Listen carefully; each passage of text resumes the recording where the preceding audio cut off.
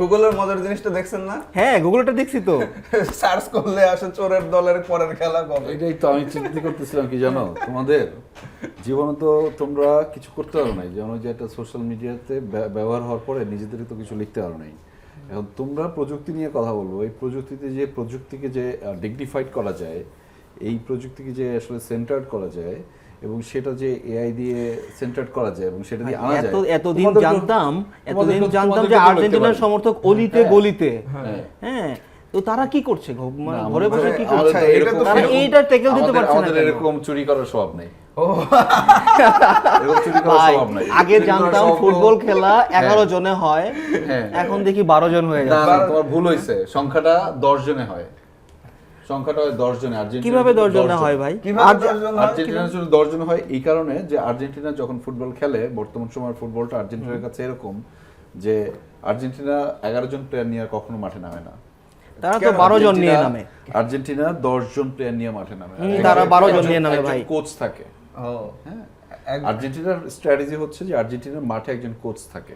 এটা মনে হয় লাস্ট দুইটা ম্যাচে মিশর এবং সুইজারল্যান্ড। আচ্ছা, ওই মানে যেহেতু হচ্ছে মাঠে একজন কোচ থাকে, তার জায়গাটা আরেকজনকে পূরণ করে দিয়ে দেয়। সেটা হচ্ছে রেফারি। তোমরা থাকো কি বলে এই নাচতে না জানলে উঠান বাঁকা, যত যা বলতে থাকো আগে নিজেদের। নাচতে গিয়ে যদি এখন পা পিছলে পড়ে যান, সেটাকে যদি আপনারা সেটাকে যদি বাঁকা না বইলা আগে নিজেদের কোমর ঠিক। ভাই এই যে নিজের কথা নিজে আটকে যাচ্ছেন ভাই। না আপনি নাচতে গিয়ে যদি আপনি পা পিছলে পড়ে যান। আমরা কি বলছি যে আমাদের উঠান বাঁকা?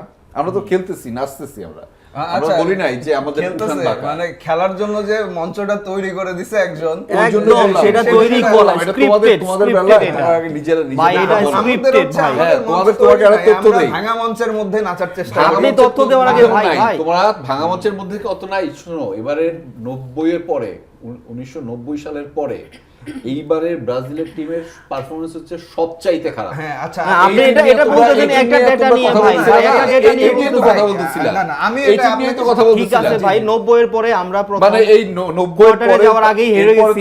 তোমরা এই হেক্সা মিশন পূরণ হওয়ার আগে আরো 5টা ওয়ার্ল্ড কাপ খেলছো না? হ্যাঁ খেলছো না? সেটা তো এত বাজে পারফরম্যান্স হয়। আচ্ছা, বাজে পারফরম্যান্স হয় না। তোমরা আসছো আরেকজনের কোমর নিয়ে কথা বলার জন্য। মানে রিয়েলি ইট ইজ ভাই আমরা আসবো আবার। মানে আমরা ফিরে আসবো কোমর নিয়ে কথা বলতে আসছো। আচ্ছা, তোমরা যেখানে বসো বা খেলা দেখো, সেইখান থেকে যেখানে খেলা দূর হয় মানে হাজার হাজার কিলোমিটার, তারপরে হচ্ছে যে সেটা কি দেখো, প্রযুক্তির সহায়তা দেখো। তো সেই প্রযুক্তি সহায়তায় তোমাকে এত ক্লিয়ার ভিশন দেখাইতে পারে। আর ওইখানে যারা প্রযুক্তি চালায় তারা হচ্ছে, আমার মনে হচ্ছে যে বাংলাদেশের সমর্থকদের চাইতে তারা হচ্ছে বেশি গর্দভ। আচ্ছা, মানে ওরা প্রযুক্তি চালায় গর্দভ, আর যারা প্রযুক্তি দেখে মানে আরেকজনের ক্রিয়েশনটা দেখা ভাই প্রযুক্তির এই পার্থক্যটা একটা দলের জন্য নির্দিষ্ট পরিমাণ, আরেকটা দলের জন্য অফুরন্ত। সালা যখন পড়ে গেল বিপক্ষের মধ্যে, সালা যখন পড়ে গেল ভাই আবেদন করছে, সালা আবেদন করছে। তুমি আসো পয়েন্টে আসো। সালা আবেদন করছে, সালা ফুটবলটা খেলে। সালা মাঠে বাইরে ভদ্র খেলোয়াড় তো ভাই, ভদ্র খেলোয়াড় তো ভাই। আর আপনারা পড়ে গেলে পড়ে রেফারি ইচ্ছাকৃতভাবে দেখে ভাই, রেফারি ইচ্ছাকৃতভাবে নিজে আবেদন করে নাই। সালা পরবর্তীতে কোনো ধরনের কোনো আবেদন করবে কার কাছে, যেটা সেটা হচ্ছে কমিটি। এইটাই বলো, তোমরা এইটাই বলো, আর তো কিছু বলার নাই। আপনাদের তো আছে। তারপরে আসো এই যে লাস্ট সুইজারল্যান্ডের ম্যাচের নিয়ে কি বলে, রেড কার্ড নিয়ে তোমরা শুনছো যে ও আসলে কেন তোমার রেড কার্ডটা দেওয়া হয়েছে? কেন দেওয়া হয়েছে বলো? এটা হচ্ছে ওই যে আইডেন্টিটি, মিস্টেকেন আইডেন্টিটির জন্য দেওয়া হয়েছে। আপনারা তো একটা যুক্তি দিবেন। এইটার ব্যাখ্যা মানে এক্সপ্লেইন টু আওয়ার এইটার ব্যাখ্যা হচ্ছে মিস্টেকেন আইডেন্টিটিটা এমন জিনিস যে কোনো কারণে যদি রেফারি নিজের মানে অনফিল্ড ভিউয়ে যদি সে হচ্ছে ভুল করে দেখতে, তখন হচ্ছে যদি কার্ড দেখায়, সেই কার্ডটার এগেইনস্টে ভিএআর হচ্ছে কাজ করবে। ভিএআর সেটা সম্পূর্ণ জিনিসটা দেখার পরে যেটা অরিজিনাল দোষী আর কি, যে হচ্ছে আসলে দায়ী, তাকে হচ্ছে খেলাটা, তাকে কার্ডটা দেখানো হবে। তো এখন হচ্ছে এটা কার্ড দেখানোর জন্য আবার ওই ফাউলটাকে কার্ডটা দেওয়ার মতো ফাউল কিনা, এটা অনফিল্ড রেফারি, এটা অনফিল্ড রেফারি ডিসিশন। মানে ওই ফাউলটা কেন কার্ডটা দেখার মতো না, কারণ হচ্ছে তুমি এখানে এক্সপ্লেনেশনটা তুমি নিজের মতো করে করছো। This is the beauty of your logic, যে তুমি আসলে যে তোমার এই ব্রাজিলের সমর্থকরা লজিকটা দেওয়ার সময় নিজের মতো করে, এইটা হচ্ছে তোমাদের বিউটি। শোনো এখন তাই না ভাই, পুরো দেশের মানুষ দেখতেছে ভাই, ফুটবল ভক্তরা দেখতেছে ভাই। আলোচনা শুধু বাংলাদেশে না, আলোচনা ওয়ার্ল্ড ওয়াইড ভাই। জায়গাটা হচ্ছে যে রেফারি এইখানে যে ভুল সিদ্ধান্তটা মাঠে নিতে হয়েছে যে তাকে কার্ডটা দেখাইছে। কার্ডটা প্রথমে কাকে দেখাইছে? কার্ডটা প্রথমে আর্জেন্টাইন প্লেয়ারকে দেখাইতে হয়েছে, এবং সেটা হচ্ছে এই যে ওনার যে ভীষণটা ভুল হয়েছে, এই ভীষণটা হচ্ছে আরেকজনের অভিনয়ের কারণে। নাম্বার 1, তার আগে উনি একটা কার্ড পাইছে, একবার তাকে সতর্ক করা হয়েছে, এবং এই যে ভীষণটা ওনার কাছে আনক্লিয়ার তৈরি করা হয়েছে, ইট ওয়াজ যে একটা অভিনয়। এই অ্যাকশনটার কারণে যখন রেফারি একটা ভুল সিদ্ধান্ত নিছে, এটার একেবারে ব্যাক আবার সে আইসা তার নিয়ম হচ্ছে যে তাকে আবার একটা কার্ড দেখাইতে হবে, এবং যেহেতু সে আগে একটা কার্ড পাইছে, তার তুমি রেড কার্ডটা দেখার আগে দেখবা যে তাকে একটা হলুদ কার্ড দেখানো হয়েছে, এবং এটা তো ফুটবলের নিয়ম যে যখন দুইটা কার্ড পড়বে তখন কি হবে, রেড কার্ড পাবে। এখন এই রেফারি নিয়ে যদি কথা বলো, মানে দিস্তা লিখতে পারবা, ঘন্টার পর ঘন্টা কথা বলবা, তারপর কোনো লজিক দিতে পারবা না, মানে যেই লজিকের কোনো মানে ইয়ে নাই। এইটা হচ্ছে, এটা নিয়ে আমার কোনো কথা নাই যে আইন অনুযায়ী সেই কার্ডটা ঠিক আছে, এটা নিয়ে আমি কথা বলবো না, কিন্তু আমার কথাটা হচ্ছে কেন এটা 2026 সালের বিশ্বকাপের আগে এই নিয়মে পরিবর্তন আনা হলো। এর আগে কেন হচ্ছে, এর আগে তো ভিআর এর এই সিস্টেমটা মানে মিস্টেকেন আইডেন্টিটি শুধুমাত্র নিজ দলের খেলোয়াড়ের ক্ষেত্রে হইতো, যে যখন আমার দলের কেউ আমার বদলে এই কার্ড পাইছে, তো সেই ক্ষেত্রে এটা চেঞ্জের জন্য ভিআর এটা কাউন্ট করতো। বাট এটা 2026 সালের বিশ্বকাপের আগে চেঞ্জ করা হয়েছে, চেঞ্জ করে সেটাকে হচ্ছে প্রতিপক্ষের খেলোয়াড়, অবশ্যই এখান থেকে উপর থেকে নির্দেশনা ছিল, অবশ্যই ছিল, এটা স্ক্রিপ্টেড, সাজানো, এগুলো সাজানো নাটক করলে ওরা যদি ডাইভ দেয় আমরা ওইটাকে ডাইভ, সেটা রিভার্স করবে, কার্ড রিভার্স করবে। এই প্রতিপক্ষের খেলোয়াড়কে আগে নিজের দলে আনতে হয়েছে, তাই তো ভাই? এরকম হাই ভোল্টেজ ম্যাচে মানে তোমার কি মনে হয়েছে যে তাইলে ওই যে ছেলেটা সুইজারল্যান্ডে কার্ড পাইলো, বলা হয়েছে তাকে বলা হয়েছে যে ম্যাচের এই টার্নিং পয়েন্টে যে সময় 1-1 সিচুয়েশন থাকবে, এরকম উত্তেজনার মধ্যে যেহেতু ও ভালো খেলছিল, ও সারা মাঠ দৌড়াচ্ছিল, তুমি যেহেতু ভালো খেলতেছিল, তুমি আমাদের দলের লোক, আর্জেন্টিনার দলের লোক, এবং তুমি যা ডাইভ দিবা, এটা বলা হয়েছে, এবং ওইটা বিশ্বাস করে ওটা ডাইভ দিয়ে পড়ে গেছে। এটা তুমি বিশ্বাস করো? না, ওইটা বিশ্বাস করি। তোমার লজিক যে তুমি হয়, তুমি তাহলে আমার লজিকটা হচ্ছে এটা ভাই ড্রাইভ দেয় নাই, ও পা পিছলে পড়ে গেছে ভাই, ও ড্রাইভ দেয় না, ও ইচ্ছাকৃতভাবে পড়ে নাই ভাই। আরেকজন আসছে, হ্যাঁ আপনি দেখেন, আপনি আবার দেখেন ভাই, মানে আপনি দেখেন। না এইখানে আচ্ছা, নিয়মের ত্রুটি ছিল নাকি রেফারি নিয়োগ দেওয়া? না রেফারি নিয়োগ দেওয়ার ত্রুটি এখানে আমি বলবো না। জানো যে রেফারিকে কেন এই বিশ্বকাপের আগে চেঞ্জ করা হলো, তোমার যে রেফারিকে দিয়ে ম্যাচ পরিচালনা করা হয়েছে তার রেকর্ড সম্পর্কে নিশ্চয়ই জানো। তার রেকর্ড হচ্ছে সবচাইতে বেশি হলুদ কার্ড দেয়া রেফারি। হ্যাঁ, তার পর্তুগালের এই রেফারি ছিলেন, যার রেফারি হচ্ছে, তার রেকর্ডই হচ্ছে যে সবচাইতে বেশি ইয়েলো কার্ড ব্যবহার করেন উনি, এবং এত ওনার কি বলে মেজাজ খারাপ থাকে। এবং উনি মেসির সাথে যে বাগবিতণ্ডার সাউন্ডটা পরবর্তীতে সোশ্যাল মিডিয়াতে আসছে, মেসি বলতেছে তাকে যে আপনি আমার সাথে সম্মান দিয়ে কথা বলেন, আমিও আপনার সাথে সম্মান দিয়ে কথা বলছি। তো এই যে কনভারসেশনাল জায়গা থেকে এই যে মাঠের মধ্যে যেগুলো হয় একটা, এটাও তো একটা প্রকার থ্রেট নাকি? এটা খেলোয়াড় কিভাবে মানে রেফারিকে বলে এই সাবধানে কথা বল, হ্যাঁ আমি সম্মান দিয়ে কথা বলছি, আমি কমিটির লোক, রাইট আমরা কমিটির লোক, তোমাদেরকে তো আগেও বলছি যে আর্জেন্টিনা কমিটির লোক, তোমরা এর পরবর্তী থেকে আইসো না খেলা। ভাই আচ্ছা, মনে হয় যে আসলে ফিফার উচিত ছিল বাংলাদেশ থেকে রেফারি নিয়োগ দেওয়া। না, বাংলাদেশ থেকে কেন নেবে রেফারি? বাংলাদেশ কিছু মনে করেন কি? ইভেন বাংলাদেশ দেখছেন এই যে আমাদের সুইজারল্যান্ডে ওরে আরেকটা পক্ষ নিয়ে নিলেন না, ফিফার সভাপতির মতো নিরপেক্ষ, বুঝছেন? সুইজারল্যান্ডের কোচ সেও কিন্তু ব্যাপারটা নিয়ে স্বীকার করছে। ইভেন মেসির জায়গাটা মেসি একটা জিনিস বলতেছিল, মেসি যেহেতু আমি একটু আগে বলছিলাম যে আর্জেন্টিনা সবসময় একজন কোচ নিয়ে মাঠে নামে, আর্জেন্টিনার ম্যাচটা শেষ হওয়ার পরে আর মেসি যেটা বলতেছিল, আমি বুঝলাম না যে ওই ডাইভটা দেওয়ার তার কি দরকার ছিল, কারণ ওই ডাইভটা দেওয়া, এই লাল কার্ডটা খেয়ে পুরো ম্যাচটা আমাদের হাতে তুলে দিল কাইন্ড অফ। কারণ ওই সময় একটা হাড্ডাহাড্ডি লড়াই চলতেছিল, এবং মেসি সবাই কিন্তু মানে একটু টেনশনে ছিল, যেহেতু একটা গোল খাইছে, নকআউট ম্যাচ, যে কোনো কিছু হইতে পারে। মনে হলো মেসির কথাটাও এরকম, যে মনে হলো আমাদের কাছে ম্যাচটা তুলে দিল ওই অভিনয়টা করে, এটা কি দরকার ছিল। এবং কোচও কিন্তু তাই বলছে যে হি ডিডন্ট এক্সপেক্ট যে it can be something like that, যে ও পড়ে যাবে বা এরকম হবে, মানে এটা তো তোর দরকারই ছিল না। তার উপর ওর একটা হলুদ কার্ড পাওয়া ছিল, এবং কালকে ওই ম্যাচে তুমি দেখছো যে আর্জেন্টিনার প্লেয়ার কতগুলো হলুদ কার্ড খাইছে। না, এটা ঠিক আছে, আমি ওই ম্যাচ নিয়ে খুব একটা করব না, এটা যেহেতু আমারই ভালো খেলা হয়নি, ভালো খেলা হয় নাই, আমরা স্বীকার করতেছি, নিয়মের মধ্যে আছে, নিয়ম অনুযায়ী যেহেতু এটা হয়েছে সাথে ম্যাচটা বা আর্জেন্টিনার লাস্ট ম্যাচটা অর্গানাইজ ওয়েতে ছিল না, গোছানো ছিল না, সেটা প্রত্যেক আর্জেন্টাইন স্বীকার করতেছে। তুমি সোশ্যাল মিডিয়া ঘাটলে দেখবা যে কেউ ইভেন এই যে রাউন্ড অফ 32 এর ম্যাচের সময় এবং রাউন্ড অফ 32 পর্যন্ত যে পরিমাণ কনফিডেন্স সবার মধ্যে ছিল যে আমাদের 16 এসে সেটা একটু ভাটা 16 পড়েছে এবং কোয়ার্টার ফাইনাল দুইটারই খেলার দেখে, কারণ গ্রাজুয়ালি তো ইমপ্রুভ করে। এখন পর্যন্ত আর্জেন্টিনার সামর্থ্য এবং সক্ষমতা নিয়ে আমাদের কোনো দ্বিধা নাই, কিন্তু সমস্যা হচ্ছে যে সেগুলো ইউটিলাইজ হচ্ছে না। তুমি জানো যে এখনো বেঞ্চে 4 থেকে 5 সেদিক থেকে ইয়াং প্লেয়ার স্পেন এবং ফ্রান্স হ্যাঁ এদেরকে এখন পর্যন্ত স্কলনি একটা ম্যাচে ব্যবহারই করে না এখন পর্যন্ত। এবং তুমি লাস্ট ম্যাচটাতে দেখবা, যদিও ম্যাচে নামার পরই ওর নামটা কি যে ভুলে গেলাম, আলমাদা হচ্ছে নামার পরই যে কার্ডটাও খেলো, কিন্তু ও হচ্ছে মানে এখনকার সময়ে আলমাদা যদিও 2022 সালে একটা ম্যাচ খেলেছিল, 2026-এ তার হচ্ছে যে এটা মানে দ্বিতীয় ওয়ার্ল্ড কাপ। সো ওই প্রেক্ষিতে সেও কিন্তু নতুন, এরকম একদম প্রথমবার ওয়ার্ল্ড কাপ খেলতে আসছে এরকমও প্লেয়ার আছে বেশ কয়েকজন, একজনও প্লেয়ার নামায় নাই যাদের মধ্যে একটা তেজ আছে।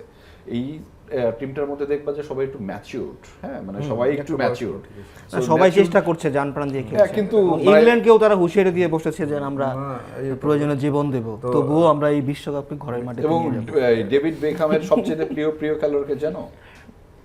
না এই মুহূর্তে কি উনি নতুন করে কোনো ঘোষণা দিয়েছেন? না এই ডেভিড বেকহামের সবচেয়ে প্রিয় খেলোয়াড় হচ্ছে গিয়ে মেসি, এবং সেটা বলছে যে মেসির সাথে এক রাতের জন্য বিচ্ছেদ। ওই তো এক রাতের জন্য বিচ্ছেদ, ব্যবসায়িক পার্টনার না, হাজার হইলো ইন্টার মিয়ামিতে একসাথে ব্যবসা করে না, তো মেসির সাথে এক দিন রাতের শেষে জন্য কিন্তু আচ্ছা, আমরা মনে 4 হয় বছর পরে একদিন খেলার জন্য পরিচিতি তারা পর্বতে কিন্তু এখনো ব্যবসাকে যায়নি। নষ্ট করবে না। হ্যাঁ যাই হোক, আমরা একটু দর্শকের কাছে যাব। দর্শক, যথারীতি আমরা আবার চলে এসেছি, ওয়েলকাম করছি বিশ্বকাপকে ঘিরে আমাদের স্পেশাল ঝগড়াটা শো আর্জেন্টিনা নাকি ব্রাজিল, এবং আমি তো আছি আপনাদের সাথে রাহেলা জ্যোতি, আছেন দর্শক রয়েছে, আমি আহমেদ রেজা, আমি আর্জেন্টাইন সমর্থক। আমি নয়ন, ব্রাজিল সমর্থক। কট্টর সমর্থক। আমি রাসেল, ব্রাজিল সমর্থক।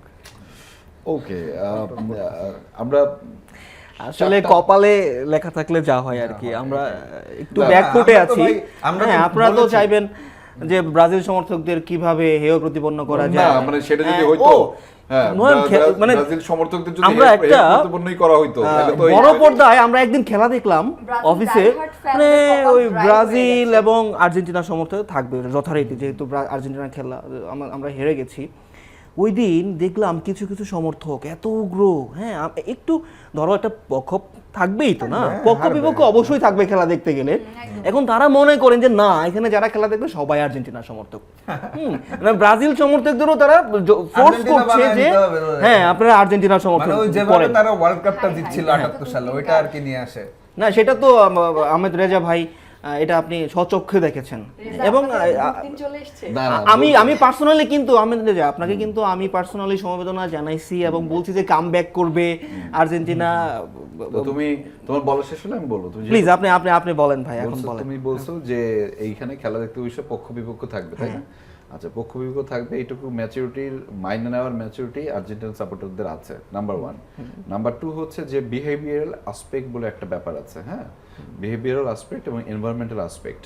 আচ্ছা, আমি যখন শেষ করতে দিই, প্রতিপক্ষ গোল দিবে তখন একটা পক্ষ তো হাসবে। আমার কথা শোনো, শেষ করে দাও কথা। হাসা না, তুমি ইউ ক্যান সেলিব্রেট, শুধুমাত্র হাসাও না, সেলিব্রেট করবে, যে যার মতো সেলিব্রেট করবে। তোমার দল যদিও খেলছে না, বাট তুমি সেলিব্রেট করতে পারো যে তুমি আর্জেন্টিনার এগেইনস্টে, মানে তোমাদের মানসিকতা হচ্ছে আর্জেন্টিনার এগেইনস্টে আমি যেই থাকুক, সেটা কলা গাছ থাকলে আমার শেষ করতে ভাই এই যে এটা স্বৈরাচারী কথাবার্তা বলতেছেন, হ্যাঁ মানে তুমি একটু আগে কি বললা যে খেলায় হার জিত থাকলে তোমার ম্যাচ দল নাই, আরেক দলের সাপোর্ট করছিলা, সেই দল গোল দিয়েছে। আমি বলছি তুমি কিন্তু সেই দলও সাপোর্ট করতে পারো এবং তুমি সেলিব্রেটও করতে পারো এগেইনস্ট আর্জেন্টিনা, কিন্তু তুমি যখন অন্য দলের সমর্থকদের ভুয়া বলবা, এটা এই যে আচ্ছা, জাপানের খেলার দিন কি হয়েছিল নয়ন? হ্যাঁ, জাপানের খেলার দিন ভাই কি ভুয়া সেদিন আমরা নিতে পারছিলাম না ভাই, আমরা সহ্য করি নাই সেদিন ভাই। আমি নিজে বড় পর্দায় খেলা দেখছি ভাই, অনেক। আমি শাহজাদপুর দেখেছি, বড় পর্দায় দেখেছি। কথা বলছি একটু আগে অফিসে, অফিসে আমি তোমাকে কি বলছি, একই পর্যায়ে ভাই রাসেল, আমি তোমাকে আবার বলছি, ঘটনা কিন্তু অন ক্যামেরা অফিসের কথা বলছো, তখন আমাকে এটা শুনতে হবে। আমি তোমাকে দুইটা কথা বলছি এখানে বসে, একটা হচ্ছে এনভায়রনমেন্টাল আসপেক্ট আর একটা হচ্ছে বিহেভিয়ারাল আসপেক্ট। হ্যাঁ, আমি এখানে কিন্তু তোমাকে দুইটা বলেছি, আমি কিন্তু জিজ্ঞেস করিনি তুমি এর আগে কোথায় দেখেছো বা তোমার এটা। তুমি যখন একটা মানে টার্ম যখন ব্যবহার করেছো অফিস এবং সেখানে কিছু ডেকোরামও থাকে, আমরা ডেকোরামটাও বাদ দিলাম যে it's equal for all, but the thing is যখন তুমি বলবা যে ভুয়া ভুয়া ভুয়া অন্য দলের সমর্থকদের, ডু ইউ থিঙ্ক সো যে এটা তোমার কোন রকমের আসপেক্টের সাথে যায়, এনভায়রনমেন্টাল আসপেক্ট কিংবা আমরা যদি ইমোশনাল আসপেক্টের কথা বলি বা বিহেভিয়ারাল আসপেক্টের কথা বলি? তুমি বলো, তুমি যে লজিকটা দিলে, আমি যে কথাটা বললাম, এটা তো আমি এটা বিরোধিতা করো কি করো না? আচ্ছা তাই বলে কি মানে তুমি যে আগে বাইরে যেটা খেলা অডিয়েন্সরা দেখেছো, চুপ করে থাকবে? না না না, আমি একবারও বলছি না যে অডিয়েন্স চুপ করে থাকবে। You can celebrate in your own way, কিন্তু তুমি তোমার না আপনি বলতে পারেন যে সেলিব্রেশনের ভাষাটা কেমন হয়। এক্স্যাক্টলি, ভাষাটা তো তুমি যার সাথে খেলা দেখছো সে তোমার সহকর্মী, ডু ইউ থিংক সো সে ভুয়া? না এটা বলা না না, সে আমি তো সহকর্মীদেরকে ভুয়া বলা হচ্ছে না, ভুয়া বলা হচ্ছে খেলাকে কেন্দ্র করে। না সেটাও পারো না, কারণ তখন সবার একটা ইমোশনাল স্টেজ থাকে, রাইট? তো এটা আমাদের আপনি মনস্তত্ত্ব নিয়ে আপনি ঝগড়াটা শোতে আপনি কেন মনস্তত্ত্ব নিয়ে আসতেছেন ভাই? মনস্তত্ত্ব নিচ্ছে এই কারণে, ধরো এই যে আমাদের রাইভালারি যে এটা বলা হয় যে ব্রাজিল আর্জেন্টিনার মধ্যে, এটা দেখা যাচ্ছে যে আমাদের নানান সময় আমাদের সোসাইটিতেও হয়। ব্যাপারটা কিন্তু এইরকম, ধরেন প্রত্যেকের যে আপনার যে সতীর্থ, আপনার যে সহকর্মী, তারা ধরেন এক একটা দলের সাপোর্ট কিন্তু করে, কিন্তু সেই মানুষটা কিন্তু আপনার দূরের না, সে কিন্তু আমার সহকর্মী সহমর্মী বোধ, কিন্তু উনি তার পছন্দের জায়গা থেকে আরেকটা খেলার একটা দলের সাপোর্ট করতে পারেন, কিন্তু মানুষটা দূরের না। আপনার তার সাথে কোনো ধরনের খারাপ ব্যবহার করার দরকার নাই, আপনি লজিক দেন, ফান করেন, but it's for the time being. দেখেন ওয়ার্ল্ড কাপটা শেষ হয়ে গেলে আবার একটা ছাদের নিচে আমরা সবাই থাকবো, আমরা একসাথে আড্ডা দিব, একসাথে সাঁতার কাটবো, একসাথে ঘুরতে যাব, একসাথে হই হুল্লোড় করবো।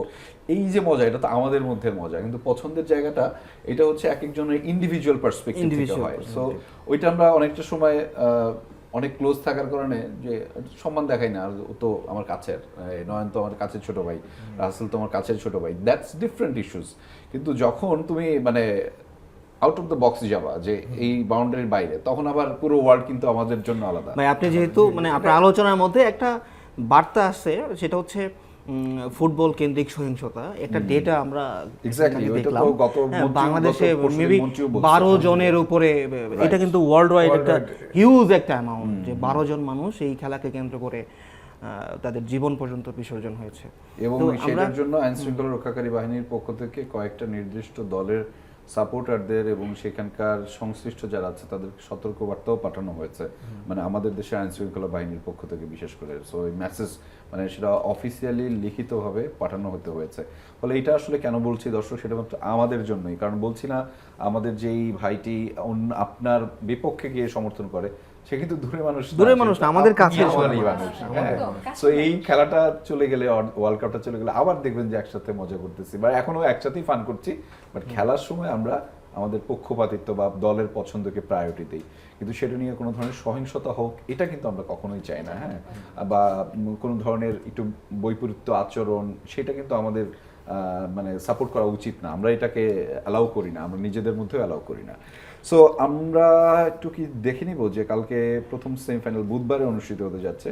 সো বুধবার বলতে হচ্ছে কাল রাতে সময়, আগামীকাল সময়, বাংলাদেশ সময় আগামীকাল রাতে আসলে সেই প্রথম যে ম্যাচটি সেটি অনুষ্ঠিত হতে যাচ্ছে। একটি সেমিফাইনাল সম্ভবত আমরা দেখতে পারবো আগামীকাল, সেটি হচ্ছে ফ্রান্স এবং স্পেন, ইউরোপের দুটি দল রাত 1টায় আসলে মাঠে নামছে। এটি অনুষ্ঠিত হবে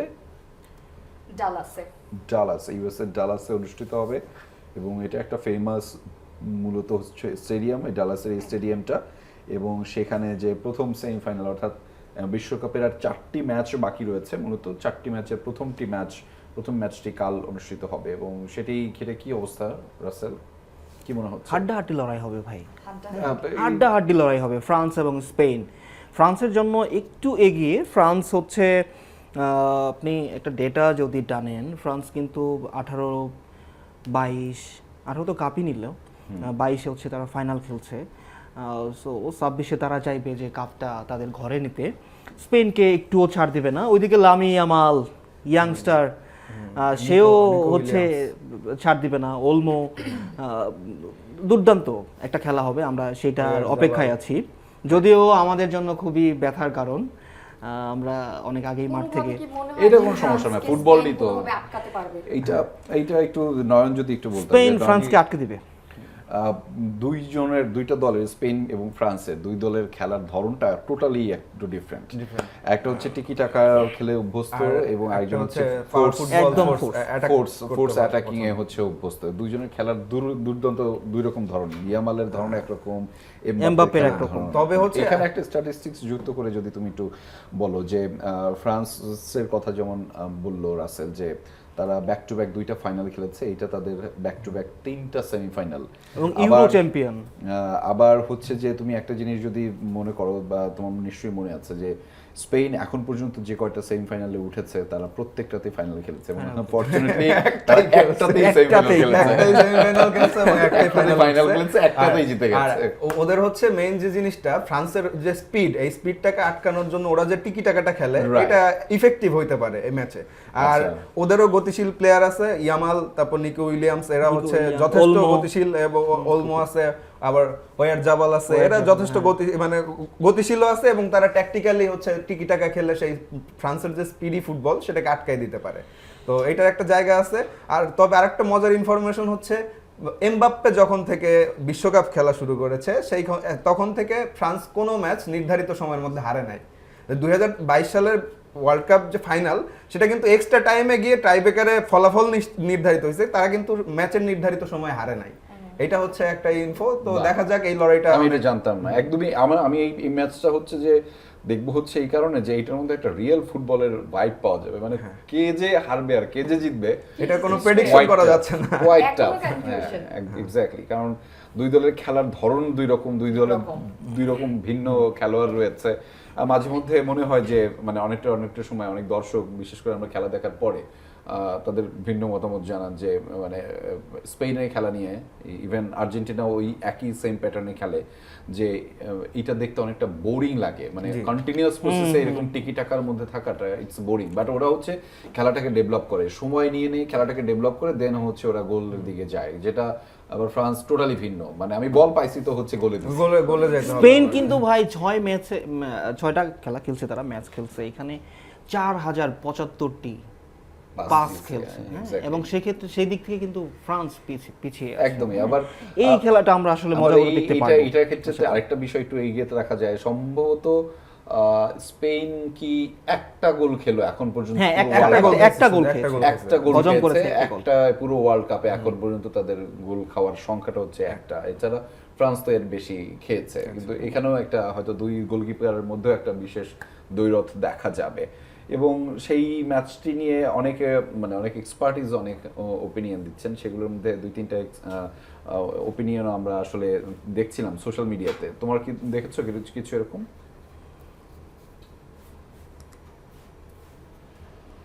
আমি একটু যদি শেয়ার করতে চাই, বিশেষ করে সবাই আর্জেন্টিনার ম্যাচ নিয়ে, আচ্ছা একটা বিষয় একটু শেয়ার করতে চাই।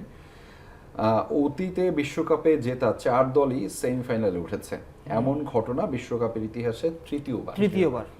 এর আগে 1990 এবং 1970 আসরে 4 বিশ্ব চ্যাম্পিয়ন উঠেছিল সেমিফাইনালে, এবং এবার বলা হচ্ছে যদিও এই পরিসংখ্যানটা প্রথম, কিন্তু আমি জানি না, এটা আমার মধ্যে একটু দ্বিধা থাকতে পারে। এটা আমি শুনেছি যে 1994 বিশ্বকাপেও প্রথম যে র্যাঙ্কিং এর যে 4টি দল সেটি তারা উঠেছিল, এটা আমি জানি না সত্যি, কিন্তু এবারে যে র্যাঙ্কিং এর প্রথম 4টি দল তারা সেমিফাইনালে উঠেছে, এটা নাকি এবারের প্রথম, কিন্তু আমি জানি 1994 তো এরকম হয়েছিল। আমি এক্স্যাক্ট ওই ইনফোটা এখন তো ব্রাজিল সুযোগ করে দেয়, নয়ন কি বল? আমরা এবার ভাই আসলে 90ও কিন্তু আমরা কোয়ার্টারে উঠতে পারিনি। হ্যাঁ, অবশ্যই এটা all credit goes to Brazil, হ্যাঁ, রাইট। এইটা নিয়ে একটা দুর্দান্ত রকমের ছোট একটা ইনফরমেশন আছে, এবং সোশ্যাল মিডিয়া থেকে আমি এটা পেয়েছি, দর্শকরা আপনি শুনবেন, যেহেতু all credit goes to Brazil, এবং আমরাও ব্রাজিলকে সেই জন্য ধন্যবাদ দিতে চাই।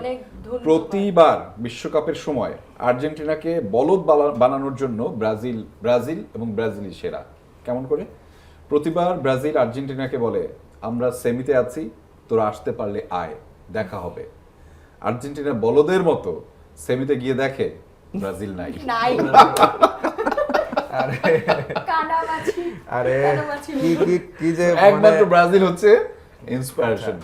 আচ্ছা, তোমাদের আরেকটা তথ্য এটা নিয়ে মনে হয় গতকালকে একটু কথা হচ্ছিল, যেটা হচ্ছে যে কার সাথে বলেছিলাম আমি ভুলে গেছিলাম, তোমার সাথে নাকি, যে হ্যাঁ তোমার সাথে তো কথা হচ্ছিল যে ব্রাজিলের এই অধপতনের জায়গায় যে দুইটা কারণ বলা হচ্ছিল ক্লাব ফুটবলের কথা, সেই ক্লাব ফুটবলের ইম্প্যাক্ট কোনো না কোনো ভাবে, এটা আমি জানি না তোমরা দ্বিমত পোষণ করতে আছে পারো। ভাই, আছে। না, এটা অবশ্যই আর্জেন্টিনার ক্ষেত্রেও একটা সময় পর্যন্ত প্রকট ছিল, বিশেষ করে মেসির ক্যারিয়ারটা সম্পর্কে একটু বলি। মেসি বার্সেলোনার সাথে চুক্তি শেষ হবার পর তারপরে তিনি ডিফারেন্ট ভাবে করছেন, বাট তার আগে যে তার যে বার্সেলোনার প্রতি ডেডিকেশন, বিশেষ করে ইমোশন, এটা তো আমরা দেখেছি সোশ্যাল মিডিয়া বা টেলিভিশনের মাধ্যমে। তার সেই বার্সেলোনার সাথে চুক্তি শেষ করার পর তার শেষে যে অর্জন করেছে 2021 সালে কোপা আমেরিকা, 2022 সালে ফিনালিসিমিয়া, তারপরে হচ্ছে 2022 সালে ফিফা বিশ্বকাপ, 2024 কোপা আমেরিকা, 2026 মানে এখন পর্যন্ত সেমিফাইনাল ফাইনালিস্ট হওয়ার চান্স আছে। এই প্রত্যেকটা জিনিস হচ্ছে উনি তার যে বার্সেলোনাকে প্রিয় ক্লাবটাকে ছাড়ার পরে, এবং সব খেলোয়াড়ের মধ্যে বিশেষ করে আর্জেন্টিনা এবং ব্রাজিলের খেলোয়াড়দের মধ্যে তো এই যে ক্লাব ফুটবলের প্রীতিটা একটু বেশি, এবং তাদের কনসেন্ট্রেশন, ধ্যান জ্ঞান, আর্থিক সবকিছু থাকে ওইখানে বেশি, এবং যে কারণে তারা ন্যাশনাল টিমের প্রতি ফোকাস থাকে না। ইভেন তুমি যদি দেখো যে বার্সেলোনায় থাকাকালীন মেসির যে পারফরমেন্স ছিল ওয়ার্ল্ড কাপে, তার চাইতে ঢের 2 গুণ। ইভেন 2018 সালে মেসির গোল সংখ্যা কত ছিল, আর 2026 এসে সেই রেকর্ড, মানে বলা হচ্ছিল যে মেসি এমন একটা কাজ করছে যে মেসির এখন রেকর্ড সবকিছু তার। ওই যে আমরা যখন হচ্ছে আমি সেকেন্ড ওয়ার্ল্ড কাপ আর কি, আমি 2018 তে এটা বিশ্বাসই করা যায় না। 2006 সাল থেকে আমি ওয়ার্ল্ড কাপ দেখি আর কি, ক্লাস 1 থেকে, তখন থেকে ভালো মতো বুঝে দেখা শুরু করছি। আর 2010 এ একটা গান বের হয়েছিল, when I get older I will be stronger. Messi এই জিনিসটা এখানে প্রুভ করতেছে। আর একটা জিনিস আপনি যেটা বললেন ক্লাবের খেলাটা ব্রাজিলের জন্য অবশ্যই মানে বর্তমান সময়ে এসে ক্ষতিকর, কারণ ওই যে আপনি যেটা বললেন ডেডিকেশন লেভেলটা ওই জায়গায় থাকে, বিপণনের দিকে থাকে, এই ক্ষেত্রে একটু পিছায় পড়তেছে। এইখানে ব্রাজিল ফুটবল প্রশাসনও কিছুটা দায়ী আছে সেই ক্ষেত্রে। আর আমরা চেষ্টা করব যে আপনি যে বললেন না যে আপনি এটা হলো 1990 এর পরে, তো আমি একটা মজা দিয়ে বলি 1990 যেহেতু রাউন্ড অফ 16 থেকে ব্রাজিল বাদ গেছিল, তো আমরা 2026 এ গেছি, তো 94 এ ব্রাজিল কি করেছিল, ওয়ার্ল্ড কাপ ছিল। তো আমরা নেক্সট ইনশাআল্লাহ নিচ্ছি ওয়ার্ল্ড কাপ। তো তোমাদের আরেকটা তথ্য একটু জানিয়ে রেখে চাই, সর্বশেষ 4 বিশ্বকাপে আর্জেন্টিনা সেমিফাইনাল উঠেছে 3বার, 2014, 22, 26। 2014 তে ফাইনাল খেলেছে, 22-এও ফাইনাল খেলেছে, 2026 এ ফাইনাল খেলেছে। এবং আর্জেন্টিনা হচ্ছে একটা দল, মানে এই সেমিফাইনালে 2টা দল আছে যারা সেমিফাইনালে উঠছে, কিন্তু মানে সেমিফাইনালের পরে সবসময় ফাইনাল খেলেছে। সেমিফাইনাল ওঠা মানেই তারা হচ্ছে ফাইনাল খেলছে।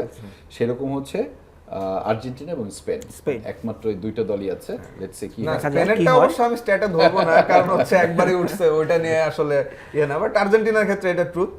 আর তো তবে দেখা যাক, এবার হচ্ছে আর্জেন্টিনার সামনে প্রতিপক্ষ ইংল্যান্ড, যেহেতু তার 1986 সালের দগদগে ক্ষত আছে। ও হ্যাঁ, হ্যান্ড অফ গড, আমরা কি হ্যান্ড অফ গড দেখবো এবার? জানো যে আর্জেন্টিনা এবার সেই ম্যাচের যেই জার্সিটা ছিল, যারা ম্যারাডোনা এবং আর্জেন্টিনা ওই ম্যাচে প্রচন্ড গরমের কারণে হচ্ছে ব্লু আইকনিক জার্সি বলা হয় ওইটা।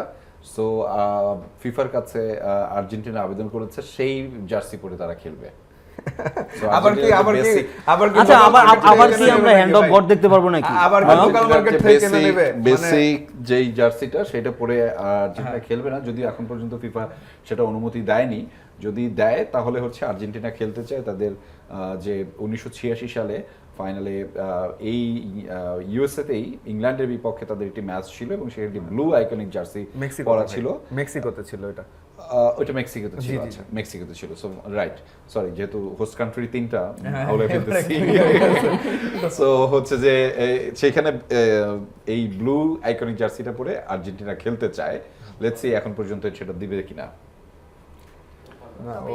তো তবে ভাই ওইটা কিন্তু আরেকটা মজার জিনিস ছিল, ওরা কিন্তু মেক্সিকোর ওই সময় প্রচন্ড গরমের মধ্যে ওই যেটা হচ্ছে ওদের অরিজিনাল কিটটা ছিল, ওই কিটটা পরে খেলতে পারে নাই। পরে আমাদের মতো আমরা যে ফ্যান কিট গুলো পরি, এরকম একটা মেক্সিকো থেকে ফ্যান ভার্সন কিনে তারা কিন্তু ওই ম্যাচটা খেলেছিল।